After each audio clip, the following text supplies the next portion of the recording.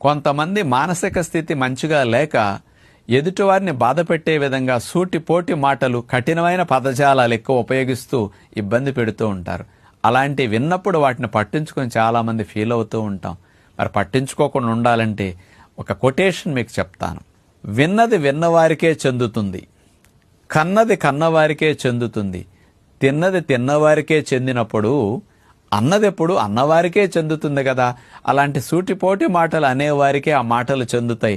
వాళ్ళ మనసు అలా ఉన్నందుకు వాళ్ళకి బ్యాడ్ హార్మోన్స్ రిలీజ్ అవుతాయి. అవి వాళ్ళకి శిక్ష వేస్తాయి.